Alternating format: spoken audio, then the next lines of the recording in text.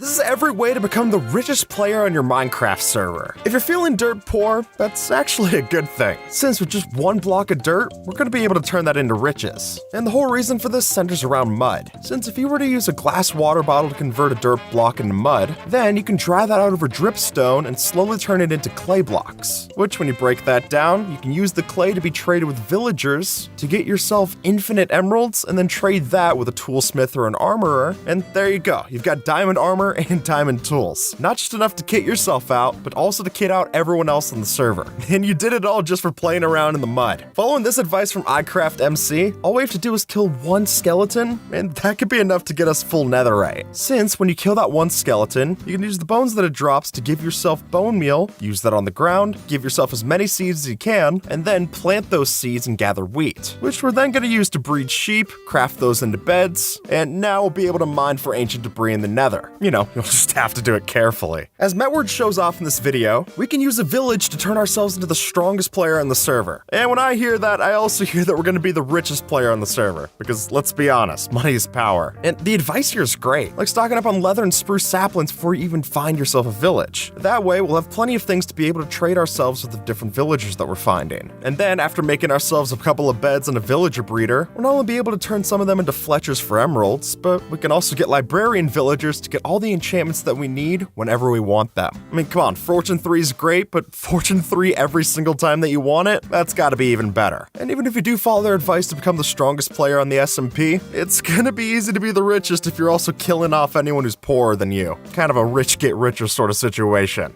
Through the help of villager trading, we're clearly already able to get so much of the diamond gear that we would need. But where do we get the actual diamonds? Let's face it, you can't make a block out of diamond pickaxes. So in light of that, here's where we gotta build ourselves a machine to specifically get diamonds. And that's where this tunnel bore comes in. Now to get this started, you are gonna need a bit of ancient debris so that you're able to move this block without exploding the rest of the machine. But once you get that, I think you'll find you'll be able to make up the rest of your profits pretty easily. And stacking a few of these like Carves did, you can get every diamond you'll need for the rest of your life. Or at least until the server resets. I guess whichever one comes first. And since you need a lot of diamonds for all the armor trims, this could help you out there too. I mean, it worked pretty well for RecRap. If you were still mining those all by hand, that series would have been lucky to have finished before the end of 2025. So thank God for TNT duping. Ancient cities are a pain to loot. I'm not gonna beat around the bush there. But because they are such a pain to loot, it means that few people on the server are gonna want to go down there regularly. And unfortunately for them, and fortunately for us, there's plenty of good loot that you can find down there. So as long as you remember the basics like to hold down the sneak key and bring along plenty of the wool that you got from earlier, we could easily loot all of the chests in this ancient city without even spawning the warden. And just from a bit of luck here, we're able to get the rare and exclusive armor trims, echo shards, music discs, basically everything that you would see on the rarest items in Minecraft list, you could find it here. Minecraft elytras are tough to get until you get an elytra. And then at that point, it's a lot easier to get one. Especially when you could skip building up to the ship and just fly right in and steal the next elytra. So if you're able to get an early jump on getting over to the end cities, then that's your cue to monopolize the entire elytra trade to all of your friends. What'll make them even more desperate is the fact that finding these ancient cities, especially one that generates with an end city ship, can be a long process. And the pain of having to walk 10,000 blocks plus over this treacherous terrain, constantly bridging yourself past, they'll be willing to fork it up just to get an elytra. And then again when they inevitably die in lava and need a new elytra.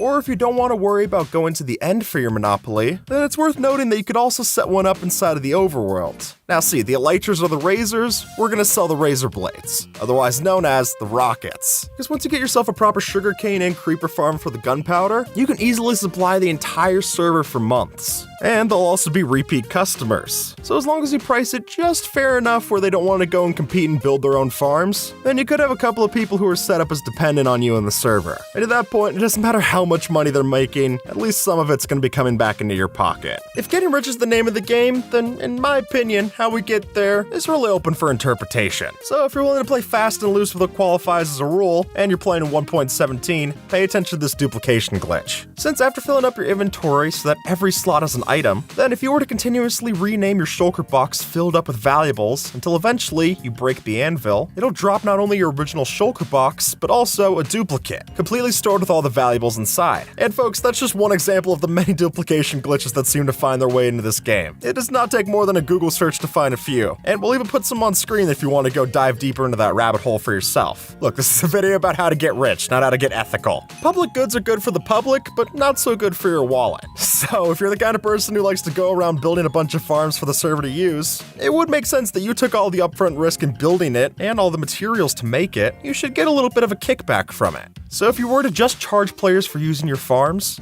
or even something like the roads that you built within the Nether Highway, then just having a simple toll booth could be all that you need to get all your riches back. Just make sure that you also don't pay to use these farms. Then you'll not be getting rich, you'll just be getting scammed. If everyone's foolish enough to leave their stuff inside of a valuables chest and not a valuables ender chest, then really, that's their mistake. So to teach them a lesson of just how reckless that is, all we need is a hopper and a daylight detector. Since by setting it up just like this, we can have the daylight detector periodically siphon items out of their chest. And that way, they'll be a lot less likely to notice than if you were to have this happening all hours of the day. I mean, if they open up the chest and see it's completely empty, it might raise a few eyebrows. But open it up and there's a few diamonds missing, then they're probably not even gonna notice. And hopefully they'll just fill it up with some replacements, all the while letting us siphon off the extras. For this one, we're taking a page out of Noah's book, except we're doing it a little bit more devilishly. Since we're gonna keep 2 cows for ourselves, we're gonna kill every other cow that we can find within a reasonable part of the world. So then when your friend's desperately needing things like beef and leather, they'll be nowhere to find. And sure, you could go deal with hoglins and such, but really setting up a farm for one of those is a lot more stressful, especially early game. And at that point, we can keep our cows to ourselves, breed them in a secret location, and then sell off any leather-based good and become insanely rich. After all, it's a lot easier to monopolize the market when there's literally no market in sight left to be made. What's the most valuable thing in Minecraft? Now you might think the dragon egg or the elytra or even enchanted golden apples. The real answer's time. And let's be honest, no one on the server wants to go and waste their time to get all the obsidian they need for their project. It's incredibly dull. Even if you have a haste 2 beacon and efficiency 5 pickaxe, this still feels like a traffic jam. But if you're a young upstart and you want to get a young startup, then taking the time to mine a bunch of obsidian from things like the end pillars could be an easy way to get players to pay up big. Minecraft Redstone's a beautiful thing, but it's often got an ugly side to it. And it's no secret that a lot of the redstone features that we get used to are built around bugs, or exploits that later get patched out. So if you have a little bit of redstone know-how, you could charge your friend a big fee to go through and clean up their redstone circuitry. Think of it like buying the new iPhone every fall. Is it necessary? No, but can you charge a lot for it? Absolutely. And really, the more glossy things that you add to it, the better. It's all for show, folks. The thing was completely operational before, but it's all on how you market it. If your friend has a bad habit of dumping all their stuff into a chest and then never looking at it again, then that can often mean that they have a lot of stuff that they're just never using because they don't even know how to find it. So if you're the type that likes to organize, you could spend your time going through your friend's chest monster and turning that beast into way more of a beauty. And if you use a mod like Mouse Wheelie that literally just sorts it for you at the press of a button, that's even better. Just don't let them in on your little secret, alright? Gambling's a crooked business, and really anything you're willing to gamble, you should just assume is lost. But while you and I know that, hopefully your friends don't. And so to teach them about the dangers of it, you can create a fake gambling minigame where you can trick your friends into losing their valuable stuff. So if your friend's stupid enough to put up a netherite sword on the line,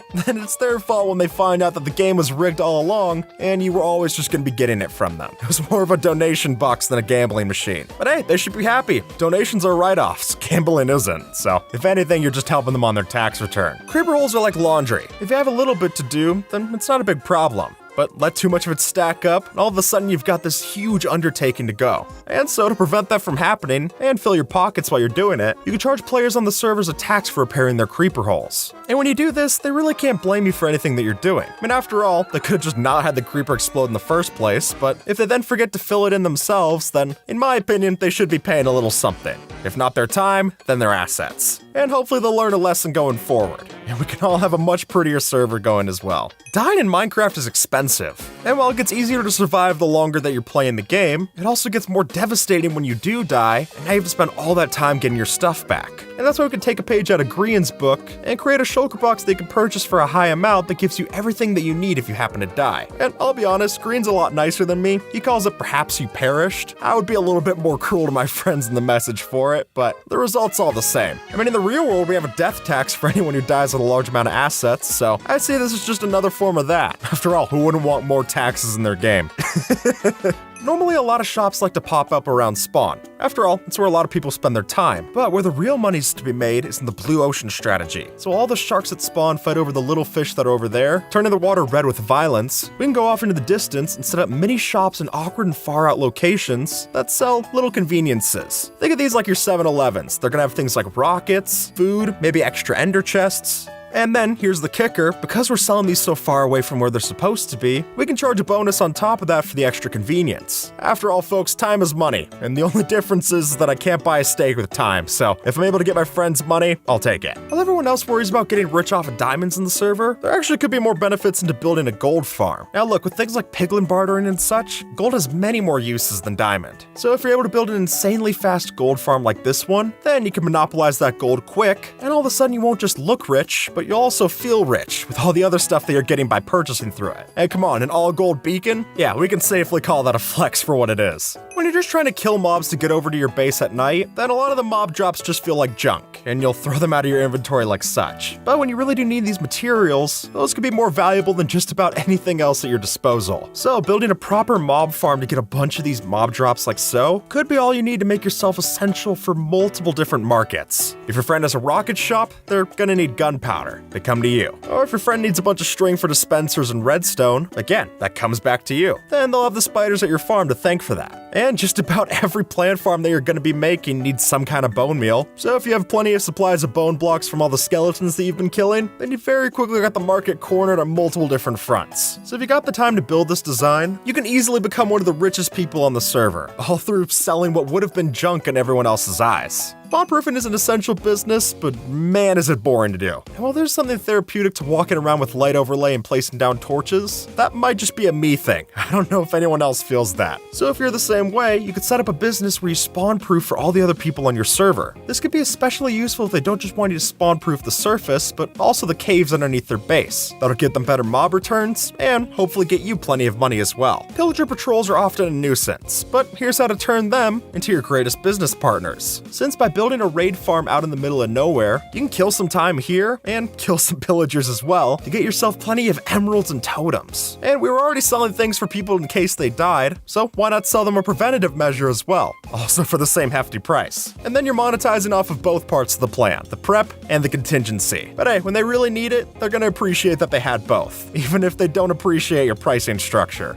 Terraforming is a tough skill to learn, because in a certain respect, you're not supposed to build like a builder, but build like a world generator. And if AI has taught us anything, us humans and computers don't always think the same way. But if you're able to tap into those ones and zeros, then you could use that to add a bunch of zeros to your bank account. And taking after what Scar does on Hermitcraft, you could sell off your terraforming contract, been able to provide yourself with 1, a fun project, and 2, a hefty fee that you get to pay yourself, both of which I like. Here's how to make money, all the while saving your friends money. Villager trades are obviously a very helpful way to get ahead in the game, but converting those villagers over and over again with a zombie can get those trades even more valuable. And now you're not only saving your friend time, but you're also saving them with a lot of different costs that they would have accrued later on in life. And for that, you can charge them plenty of things. I would choose diamonds since they're not renewable. And with the villager changes as well, they're gonna be a little bit more useful too. Handy to have both. This is my super smelter, and with the size of it, you can probably guess that it does a pretty good job of smelting. And you would be right, but don't expect a 100% return. Since the truth of the matter is that with this super smelter, when I'm smelting my friends' items, I do give them their stuff a lot faster than they would have gotten it otherwise. There just might be a few of their items that got siphoned off in the process. Now we're not only getting paid the fee for using our super smelter, but also a few things that maybe got a little bit too overcooked in the process. After all, you wouldn't want to give them bad goods, we'll just hold those into our personal chests. Running a store is no easy task, and often between all the restocking, supplying, and customer service, it's easy to get stressed by all the chores. So to take some of that off your plate, we might need to outsource this machine. As you can see with this design that T2 Studios and Rexstone laid out, it's possible to create a fully customizable shop that runs and operates out of just one single chest. And that means we can have our customer input the proper amount of payment and get the multiple items set that they asked for. And speaking as someone who's Redstone illiterate, this blows my mind. But if it means I spend less time at the shop, I'll gladly oblige. In the recent updates, piglin bartering has been a huge help to Minecraft, but if you don't have the best luck on the market, it can take a while. So in that case, building a piglin bartering machine like this is super simple to do, and it can save you a lot of time. The way it works is super simple. All you need to do is just fill the machine with gold and then press the button to let it work. And the way that it does it is super straightforward. All that happens is that a golden ingot will go onto the pressure plate, the piglin will pick it up, and then that'll alert the system to refill. Just like that, you got an endless cycle going, and you'll be able to get the bartering trades going straight down into chest for your uses. Instead of trading with piglins for infinite obsidian, we're going to use withers. Since with this wild design, we use a combination of trapped wither bosses and nether portals to essentially create infinite obsidian as much as we want. It's hard to notice while we're using it, but from the outside, the way that this works is that every time that we go through the portal, it generates a new set of obsidian for the withers to break. And as they shoot towards these snow golems that are trapped away so they never hit them, they'll only ever break the blocks that we generate by being AFK. So while this is obviously dangerous to set up, with not one, but two withers that could ruin the whole thing, when this machine gives you 3,000 obsidian per hour, it's an investment that pays off. Most of the time, when you get rich enough to have stacks and stacks of value blocks, you're not examining them too closely, because let's face it, you're rich, you don't need to. So if you know someone who's reached that upper echelon of wealth, we may need to turn their ignorance into our bliss. And doing so is as simple as an anvil and some decoys. Since if we take something like yellow concrete powder and rename it to a block of gold, then even if you hover over it, it's hard to notice from a quick check. And as long as we don't leave any of the legitimate ones to compare and contrast, this subtle swap out should confuse them at the crafting grid. Building up an animal farm is a lengthy process, and it's an investment that usually pays off. But to keep those dividends from ending up in your neighbor's pockets, then a Vindicator might be your best pick. Now, like this, they aren't as interested in the pigs as they are with us, but add on a Johnny name tag, and now they'll chop up just about anything in sight. Meaning, if we place one of these inside the fence and make it invisible, your friend will have no idea how they're losing all their mobs. At least they'll have no idea until they step inside to check it out. And from there, we can successfully steal their stuff and their foodstuffs to make sure you stay on top. If you've ever taken the time to build a big project in survival, then you're well aware that certain blocks are a pain to collect in bulk. And that's usually why things like quartz and prismarine are tough to justify when you're not in creative mode. So until you get some crazy farm to automate the resources, why don't we just fuel up from your friend's foundation? I mean, using those blocks on the floor seems like a waste, especially since they could be using half slabs instead. So for that matter, what if we gutted parts of their builds and replaced it for cheaper variants? That way, both of us get to use these blocks in our builds, and they won't even notice. Finding the ancient debris necessary to get netherite is a real hassle to do. And while sure, having plenty of beds and TNT to do that process does speed it up, what if you don't have a lot of resources? Well, if you still got a hankering for explosions, then you gotta build a TNT duper for netherite mining. Basically what we're doing is we're dropping TNT onto an obsidian platform and then using all of that new TNT explosion power to then explode further and further out into the mines. And while you are gonna have to look out for those pesky lava pockets, really, you're clearing out so many blocks with this anyway that you can just move it around and you won't even waste time. At some point, I'm sure you've seen one of these chests, the type where folks just dump any and all of their enchanted books in with reckless abandon. And while it's disorganized, that's a factor that we can use to our advantage. See, from this zoomed out view, all enchantment books look the same, meaning unless you hover over, you can't tell the difference between an efficiency 2 and an efficiency 2735. So to play this prank, we'll just be swapping out their high value books for level 1 enchant instead. And as long as they don't have a resource pack to visualize which is which, we should get by scot-free. Going AFK is a pretty common hack by this point. So common, in fact, that I bet that many of your servers have some kind of lazy someone on at all times. And while that's great for them, it can be somewhat frustrating for the rest of us, especially if we need 100% sleep percentage to pass the night. So to get back at that selfish someone, we can nab their profits for ourselves. And the best part is that stealing from an AFK player is just as easy as it sounds. And while I suppose you could kill them for some more free goodies, even just robbing the return chest from the farm that they're hanging out at should be more than enough. And it's a fair trade-off for what they've done to us. Sometimes you gotta spend a little to make a lot, and this is one of those cases. Now say you were to purchase or acquire a second account. Well, tell the server owner you'll be inviting a friend of yours to join, get them whitelisted, and then once you're on and playing as the new account, simply ask the more experienced players on the server for help and handouts. Odds are that they'll give you just tools and resources for free, all of which is worthwhile. And after you milk that pity, stash it in a chest, and then give some excuse why the new account had to stop playing, letting us get back on our main account and take our newly found gifts for us. Having a fully powered beacon is a big flex, and one entirely made of netherite is another level. But if your friend managed to secure one of these before you did, it's not worth letting them keep that kind of treasure. So in that case, we can devalue their greatest asset without them even noticing. See, since the beacon has so many layers, we have free reign to hollow out the innermost blocks and then cover up the shell to still leave them in the dark.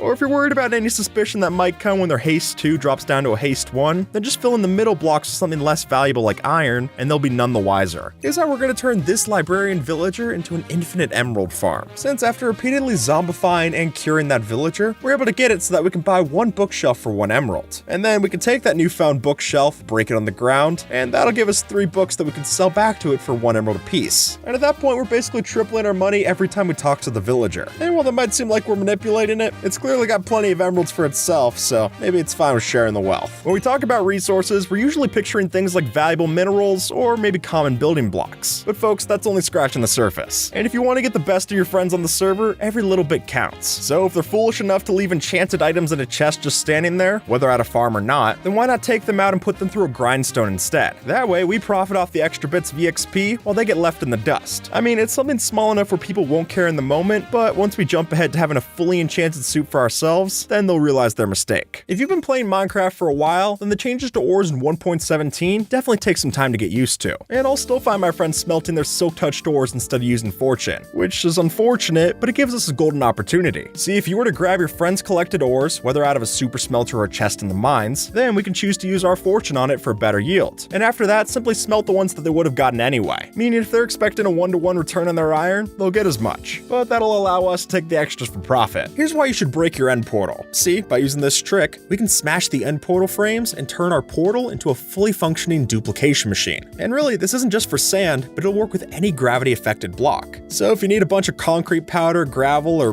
whatever, this works quite well. Just make sure you have a collection system on the other end. Otherwise, it'll be a mess when you go through. If you're planning to build with copper, you need to have this farm. Since with this design by ENXO4, we're able to make an extremely simple footprint for what's going to be a very profitable farm. And the whole way that this works hinges around these zombie reinforcements. Since under certain conditions, zombies are able to spawn other zombies to help them out in a fight. And what's better yet, these zombie reinforcements ignore the mob cap. Meaning just like that, we're able to pile hundreds and hundreds of zombies into our farm. And at that point, as long as you have a looting 3 and mending sword, we can use an auto clicker to stay at this farm for hours. And at that point, the only question is going to be, how do you store all that copper? I don't think I'm breaking any new ground by saying that netherite tools are a high value item, but getting a set of our own requires a lot of time and a lot of luck. So it'd be a shame if your friend's spare set just sat there collecting dust when we could use it instead. And to fix that, we have a pretty cheap solution. As you'll notice, enchanted stone tools look virtually indistinguishable from a netherite set, meaning if we were to make some decoys and swap them in, preferably named the same way as their previous pickaxe, then as long as they don't have advanced tooltips enabled, this facade should last long enough for us to trade out what we need. Ask any fisherman, bait works wonders. But today, instead of baiting guppies, we'll be trapping our friends instead. So why not leave your friend a gift in a chest like this? Now, what it is isn't important, but the key here is to make it look as legitimate as possible, down to the heartfelt message on the sign. Since the truth is that that sign covers up the red pixels of a trapped chest, and then once they open it up, our trap gets put into motion. See, then the TNT under our sand or gravel ignites, breaks the signs that support us, and then let them fall into the abyss. And at that point, their items are as good as gone. I'd venture that in most people's worlds, horses don't get a lot of use. But what they lack is a form of travel, especially when compared to the elytra, they more than make up for as a status symbol. And that's even more true when they're fitted with a rare piece of horse armor. So to take your friend's prized steed down a peg, we might need to fill in a facade. By using dyed leather horse armor, we can get pretty close to the iron and gold variants that they're used to. And if you want to be extra dubious, then it is always possible to swap out their horse for one that has the same pattern. And that way we can steal both their stats and their status. If you've got access to the top of the nether roof, then you got yourself a food farm. Since for only 30 minutes of your time, you could build this extremely simple hoglin farm. And that way we're getting ourselves both cooked pork chops and leather too. And probably the best part about this is that it requires no complicated redstone or anything like that. Literally all we're doing is just scaring away the hoglins with warped fungus. And then by setting the light level of the farm so that only the hoglins can spawn, we're ensuring that when we go up top here, we'll have enough food to supply multiple players on the server with literal food for years. The best way to pull off something evil is to pretend it's a good deed. I mean, even the Greeks knew that was a good idea. So to use our form of a Trojan horse, we'll need to secure a creeper companion. From there, lead it towards your friend's chest, have it explode, and then, when you offer to help put the items back, simply pinch the ones you'd like to keep. I mean, they'll be caught in such a frenzy that they likely won't notice a few items gone missing, especially if the creeper happened to explode a tower of chests like this one. So it's a win-win. We seem like a good friend, all the while we pull off our heist. In recent updates, iron farms have never been easier to build. Since in the past we might have had to spend all the time to place down these doors in a specific way, now an entire iron farm could be kept to this small design. And as RaiseWorks shows off, we can build this iron farm design in 5 minutes, which that little of a time investment's able to get us 300 to 400 ingots per hour. So unless you start building with iron blocks, there's hardly even a need to go past this rate. It's really a no-brainer to have one of these in your world. Now, if we're being honest, taking the stuff out of their chest is not the difficult part, but hiding those items once you get them is a bit trickier. So to make sure we get away with with our findings, it's worth your while to take a trip up to the stars. See, chest and shulker boxes are rendered as entities, meaning if we place some of these up past the clouds next to build height, they won't be rendered from the ground below, giving us a pretty foolproof vault. Just make sure your friend doesn't follow you up that way. Otherwise, our stolen stuff might end up in the wrong hands. Or would it be the right hands? Honestly, I don't know. Instead of trading with your villagers in the overworld, you should trade with them in the end, for the simple reason that if you get a villager set up like this, and then use the end teleporter gateways, we're able to easily keep trading with the same villager without it ever timing out. And the best part about this user design is that we don't actually have to break bedrock to do this, but rather we just flip the trap door, activate the water source, and then trade with the villager as we're getting teleported between the two different spots. That alone makes it completely possible to keep trading with this villager as many times as we want, since it bugs it out and it'll never have to restock. So while it might take some time to set this all up, this definitely could be a design that saves you time in the future. Camouflage is a time-honored tactic. I mean, why else would chameleons exist? It's basic science, folks. So if you don't have the resources yet for an invisibility potion, this could be the time for some lizard brain ingenuity. And the execution is surprisingly simple. All we need to do is swap out our skin for one of the many camouflage ones you can find online, preferably one that actually blends in with our base and doesn't stick out, and then we can sneak behind them while they're inside to loot the goods. Is it ridiculous? Yeah, absolutely. But it worked for Technoblade, so that's enough proof for me. Just